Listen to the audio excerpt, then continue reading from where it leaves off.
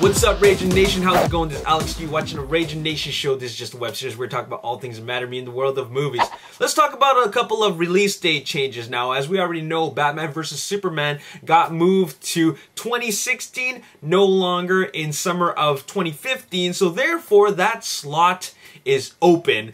And well, Ant-Man decided to take that slot. So Ant-Man is no longer coming out in August of 2015. Instead, it's taking the Batman vs. Superman original slot in July, and that would be July 17th of 2015.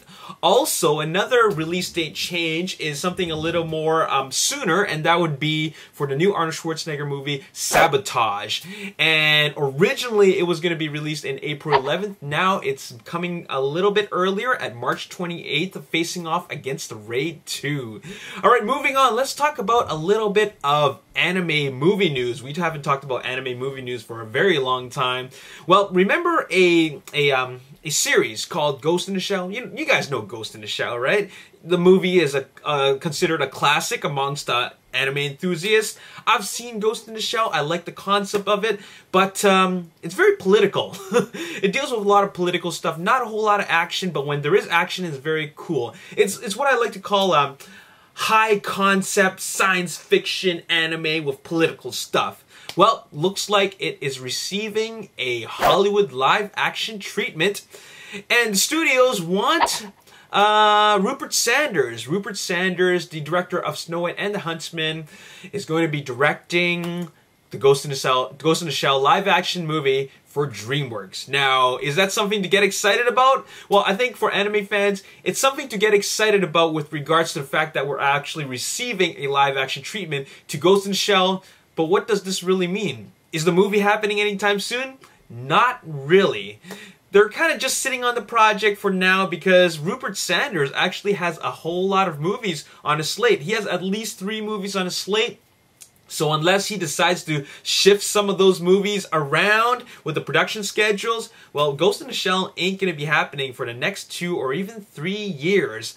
So don't get your hopes up too high, okay? Anything can change, but so far a director is locked in. Now let's talk about some Marvel movie news. And not about Marvel's The Avengers, but about another big Marvel property, and that would be X-Men, and specifically X-Men Days of Future Past. Bryan Singer last week had mentioned that there's going to be a big announcement. He tweeted that.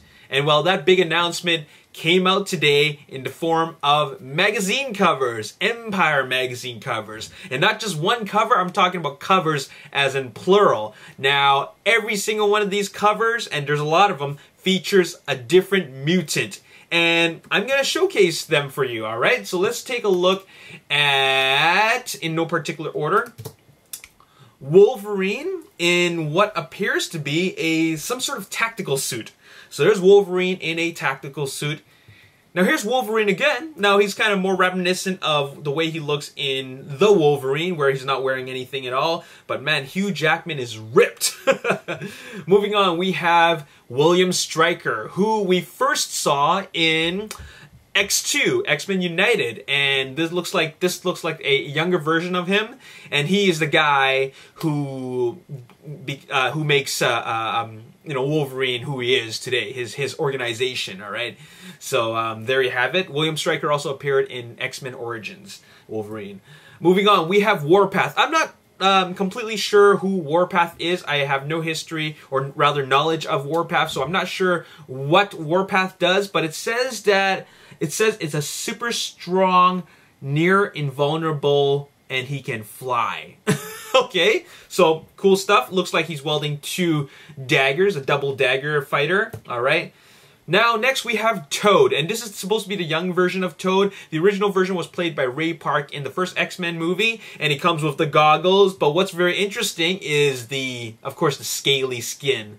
All right, so Toad is he's got super strong legs, prehensile tongue, and gross paralyzing mucus. All right, moving on. We have Mystique, played by Jennifer Lawrence. We've seen her in X-Men First Class. And then here is James McAvoy as Professor X, the young Professor X. Speaking of Professor X, we remember that tactical suit that Wolverine was wearing? Well, Professor X is wearing that tactical suit as well. Very interesting. It looks like this could be the new, the new uniform for the X-Men. Moving on, here is the first official look at Quicksilver. And it looks like a kid with some stuff. Let's see what it says here. Runs at supersonic speeds. So kind of like the Flash, alright? But he's kind of like silvery, kind of crazy looking. Okay, then we have Rogue.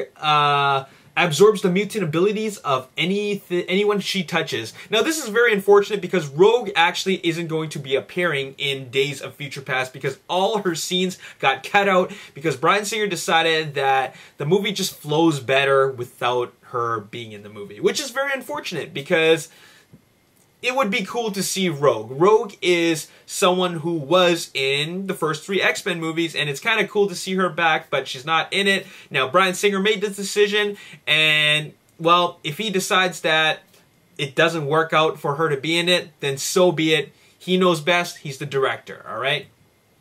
Whoa, check this out. It is the Sentinel. It is the Sentinel, and I thought that the Sentinel would be bigger.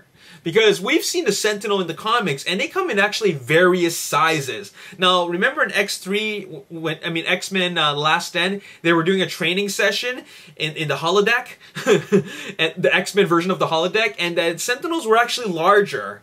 And they didn't look like that. So this is Bryan Singer's version of the Sentinels. Now, everything I'm okay with, but I'm not buying the torso. The torso doesn't work for me. I don't like how it's sticking out like this. And then later on, there's a big circle thing. Now, the Sentinels did have the circle on the chest, but it was never that big. So this is really cool. I'm excited to see the Sentinels. This means that something epic is going to happen in X-Men Days of Future Past.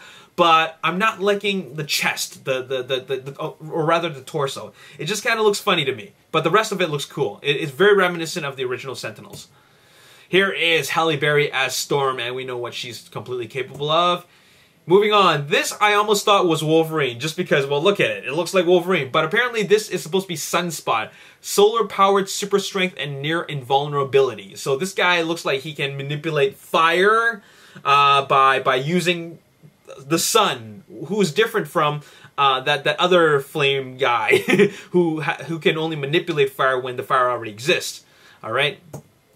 Okay, moving on. Here is old Magneto, and it looks like the old Magneto is wearing that kind of tactical suit, but in a cape version, like in a robe. Now here's Magneto, young Magneto, played by Michael Fassbender. All right, and once again, he's wearing that body armor. Now this is going to be very interesting to see Magneto or Michael Fassbender play Magneto after seeing him played so many times by Ian McKellen. All right. Moving on, here is Kitty Pryde, played by Ellen Page, and she can pass through walls. And here is Havoc. And I believe Havoc is the brother of Cyclops. Correct me if I'm wrong, all right? And then here is the director himself, Bryan Singer. And here is Bolivar Trask, robotics genius, mutant hater, and smooth political operator. Now, I don't know anything about Bolivar Trask, but at the end of the Wolverine, there's this little mid-credits scene where you see Trask Industries. And so I guess he is supposed to have his own company, corporation, which makes stuff that is against mutants. And then here is Beast. This would be the younger version of Beast. And finally, oh, we already saw the Sentinel, where here he is again. So there you have it. So guys, what do you guys think? What do you guys think of the look of these new characters? What do you think of the look of the Sentinel?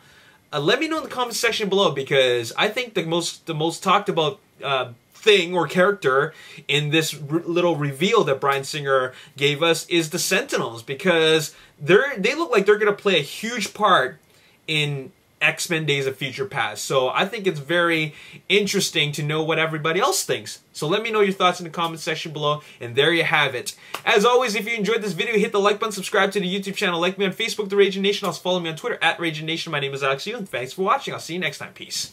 Shelf, what am I talking about? White shelf setup, this bookshelf over here, because I think it'd be more appropriate for my my Blu-rays. Okay, now